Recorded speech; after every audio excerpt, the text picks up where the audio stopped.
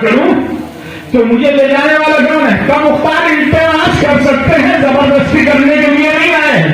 کب پھر میری شرط ہے، اور شرط یہ ہے کہ میں آگے آگے چلوں گا، تم پیچھے پیچھے چلو گے۔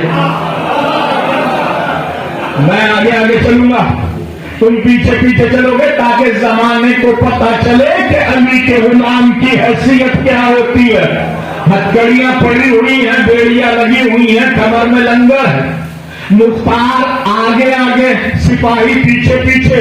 ابن زیاد نے درباریوں سے کہا تھا جیسے ہی مختار دربار میں قدم رکھے اس کی توہین کرنا ہے، لہذا مختار نے دربار میں پہلا قدم رکھا، آواز آئی جات کافرہ، جات زندیق، کافر آ گیا، زندیق آ گیا، کافر آ گیا، بے دین آ گیا، کافر آ گیا، لادین آ گیا، کافر آ گیا، بے شریعت آ گیا، بغیر اسلام کے آ گیا، کافر آ گیا۔ یہ نعرے بلند کیے گئے، مختار کے لبوں پر تبسم اور مسکراہٹ کی کہکشاں نمودار ہونے لگی۔ کسی نے آگے بڑھنے کے بعد کہا مختار زمانہ تجھے کافر کہہ رہا ہے، دربار میں تیرے کفر کے فتوے لگائے جا رہے ہیں، تجھے کافر کہا جا رہا ہے، تو مسکرا رہا ہے۔ مسکرانے کے بعد ایک فتنہ کہا تجھے نہیں پتا میں ہوں عشق علی کا بیمار، اور علی کا عشق مزہ اسی وقت دیتا ہے کہ جب زمانہ تجھے کافر کہنے لگے۔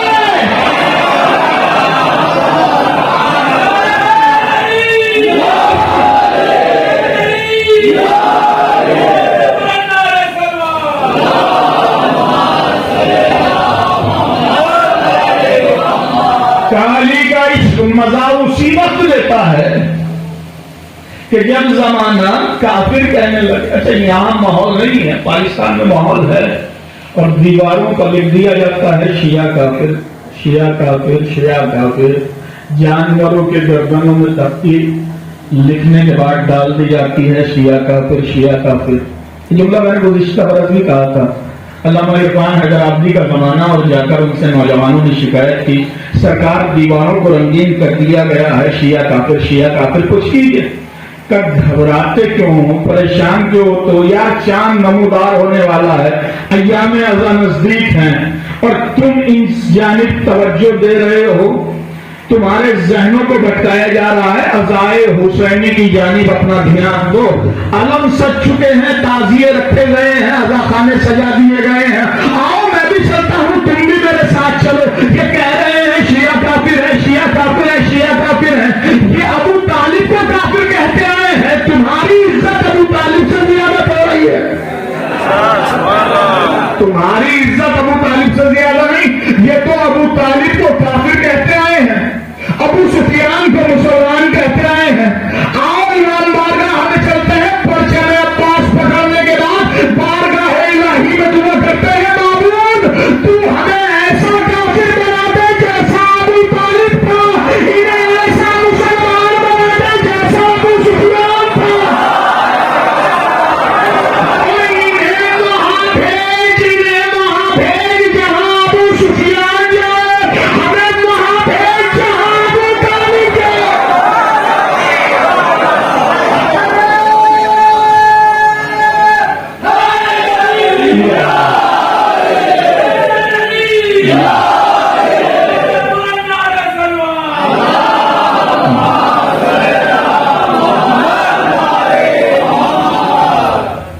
تم گھبرا رہے ہو، تم پریشان ہو رہے ہو، تمہاری عزت ابو طالب سے زیادہ نہیں ہے۔ اور زمانے نے 1400 برس بعد صحیح شیعوں کو کافر کہنے اور لکھنے کے بعد اس بات کو تسلیم کر لیا ہے کہ ابو طالب کا اور ان کا مذہب ایک ہے، ابو طالب کا اور ان کا مذہب ایک ہے۔ دربار میں مختار کی اینٹری اسٹیلی مزہ ہی اس وقت دیتا ہے کہ جب زمانہ تمہیں کافر کہنے لگے۔ نبیات کے سامنے علی کا شیر کھڑا ہوا ہے، ہاتھوں میں ہتھکڑیاں، پیروں میں بیڑیاں۔ مختار تمہیں قتل کر دیا جائے گا، تمہاری آخری خواہش کہ مجھے قتل نہیں کر سکتا، حکومت میرے پاس ہے، تخت پر میں بیٹھا ہوا ہوں، سپاہی میرے اختیار میں ہے، جلاد صاحب نے تلوار لیے ہوئے کھڑا ہے، تم کیسے کہہ رہے ہو کہ میں تمہیں قتل نہیں کر سکتا؟ کوشش کر کے دیکھ۔ ایک جلاد کو حکم دیا، تلوار لے کر آگے بڑھا، تلوار لے کر آگے بڑھا۔ تاریخ میں لکھا کہ دربار میں اچانک ایک بچھو غیب سے ظاہر ہوا، وہ جلاد کو ڈسا، زمین پر تڑپا، تڑپنے کے بعد مر گیا۔ یہ کیا ہوا کہ ہم نے جلاد کو کہا تھا یہ اچانک سے مدد کہاں سے آ گئی؟ اچانک سے۔ دیکھیں اعتراض نہیں ہوتا، یہ مشرک ہے، یہ بے دین ہے، یہ علی کو پکارتے ہیں، مگر جب شیعوں پر قدم کیا جاتا ہے تو ان کی سمجھ میں نہیں آتا کہ ان پر مدد کہاں سے آ رہی ہے، ان کا تعاون کہاں سے کیا جا رہا ہے، ان کا انتظار کہاں، ان پر نصرت کون کرنے والا ہے، ان کا کرم کون کرنے والا ہے؟ ارے وہی تو کرم کرنے والا ہے کہ جس نے ہر لمحے میں غیب میں رہ کر ہماری نہیں انبیاء کی مدد کی ہے۔ آدم کی توبہ قبول کرانے والا، نوح کو نجات دینے والا، ابراہیم کو آگ گلزار کرنے والا، موسیٰ کو دربار فرعونی میں بچانے والا وہی تو ہے۔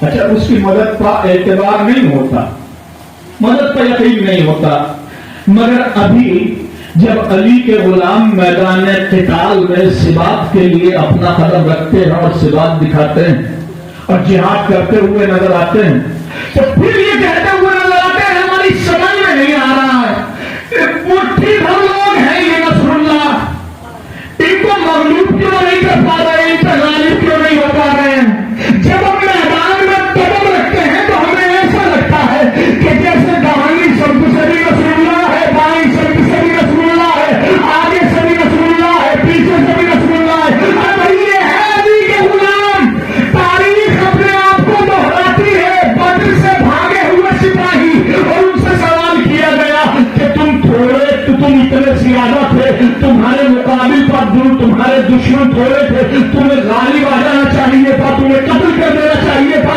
تو بھاگے ہوئے کافروں نے یہی کہا ہم کیسے غلبہ کر لیتے؟ ہمیں لگ یہ رہا تھا کہ جیسے آگے بھی علی ہے پیچھے بھی علی ہے۔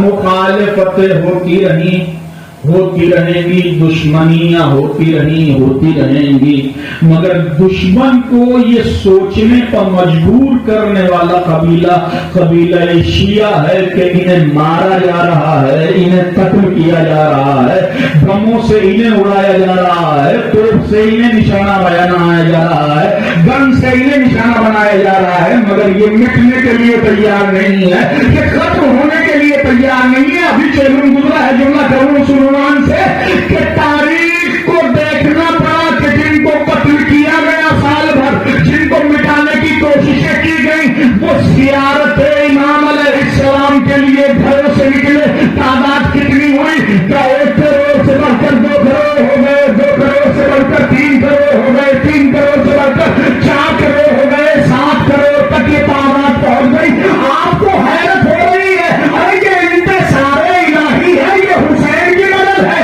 حسین کہہ رہے ہیں تم سال بھر مارنے کے بعد گرنا اور گن کے بتانا کہ تم نے مارے کتنے، میں چیلن کا بلانے کے بعد بتاؤں گا میں نے بچائے کتنے، میں نے بچائے کتنے۔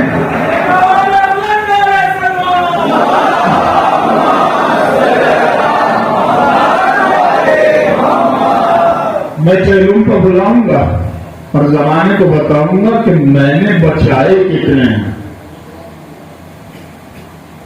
یہ تو ابھی مزاروں کے کرامات ہیں، ابھی تو مزار حسین بلا رہا ہے، ابھی کردار حسینی زندہ ہو کر آنے والا ہے۔ وہ آواز دے کر بات آگے نکل جائے گی، داماد میں بچھو نکلا، 10 جلاد کو زمین پر گرا، تڑپا اور مر گیا۔ دوسرے جلاد کو حکم دیا چل تو چل آگے بڑھنے کے بعد مختار کو قتل کر دے۔ وہ چلا اس انداز میں کہ چٹائی میں پیر الجھا اور اپنی ہی تلوار سینے کے پار نکل گئی. مختار نے کہا کہ ابن زیاد تو ایسا کر کے تلوار خود لے کر آ اور خود قتل کرنے کی کوشش کر. جلاد گھبرانے لگے, کوئی آگے نہیں بڑھ رہا ہے. پھر مختار نے ایک فکرہ کہا, مختار ابن زیاد تجھے نہیں معلوم یہ ہمیں حوصلہ کہاں سے ملتا ہے, یہ ہمیں ہمت کہاں سے ملتی ہے. میرا بچپنا تھا, میں علی کے زانو پر بیٹھا تھا, علی نے میرے سر پر ہاتھ پھیرنے کے بعد, مجھے پیار کرنے کے بعد مجھ سے یہ کہا تھا مختار تو جوان ہو کر امارت مسلمین کی کرسی پر بیٹھے گا, اور بیٹھنے کے بعد 3,83,000 دشمن حسین کو قتل کرے گا. اس کے بعد موت آئے گی. مختار کہتا ہے تجھ ایسا نجس مارا ایک نہیں, لہذا مجھے موت نہیں آئے گی. ابن زیاد یاد رکھ, علی کا کہا ہوا غلط ثابت نہیں کر سکتا. علی نے جو کہہ دیا بولو رہنا تو اس کی ترمیم بن گئی.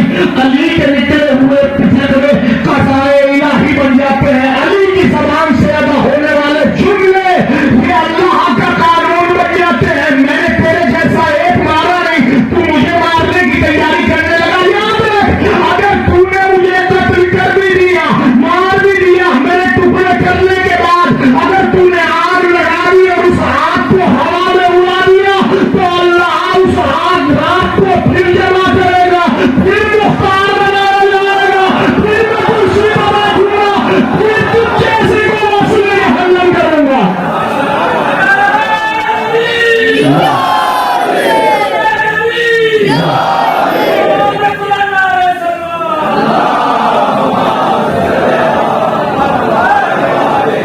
میری رات کو جمع کیا جائے گا, پھر مختار بنایا جائے گا. مختار پھر امارت مسلمین کی کرسی پر بیٹھے گا اور تجھ جیسے نجس کے وجود سے اس زمین پر پاک کرے گا.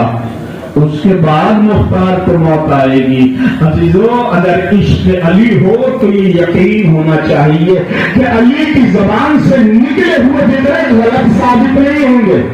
اسی حوصلے کے ساتھ تو مختار کھڑا ہے, اسی حوصلے کے ساتھ میسم کھڑا ہے دربار میں. یہی دربار ہے. اور ابن زیاد کہہ رہا ہے میسم تمہیں سولی دے دی جائے, تمہارے ہاتھ پیر کاٹ دیے جائیں گے, تمہاری آنکھیں نکال لی جائیں گی. میسم نے کہا تو غلط کہہ رہا ہے, سولی مجھے دی جائے گی, ہاتھ پیر میرے کاٹے جائیں گے, مگر آنکھیں تو بعد میں نکالے گا, پہلے میری زبان پتہ کرے گا. تو پہلے میری زبان کاٹے گا. تمہیں کیسے پتا؟ کہ علی نے مجھے یہی بتایا ہے, علی نے مجھے یہی خبر دی ہے. کہ ایسا کرو, میسم کو مصروف کر دو, سولی پر لٹکا دو, ہاتھ پیر کاٹنا, زبان نہیں کاٹنا. آج علی کا کہا ہوا غلط ثابت کرنا.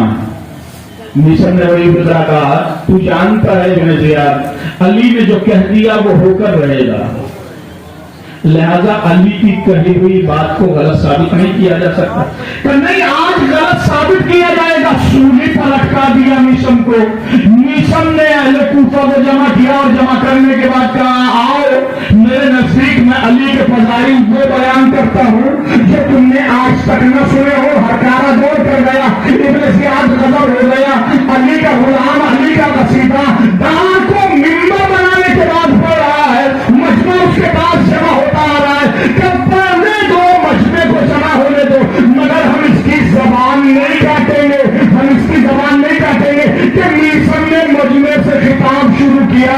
مجمع, اے لوگوں کہ تم جانتے ہو کہ فلاں کس کا بیٹا ہے, فلاں کس کا بیٹا ہے, فلاں کس کا بیٹا ہے, فلاں کس کا بیٹا ہے. ارکانہ دور کر رہے ہیں. ابن زیاد غضب ہو گیا.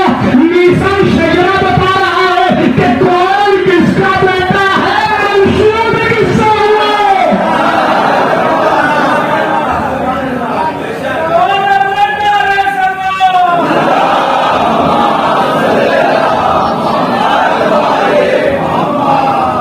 ابن زیاد غضب ہو گیا. میسم شجرے کھولنے لگا ہے, بتا رہا ہے شجرہ.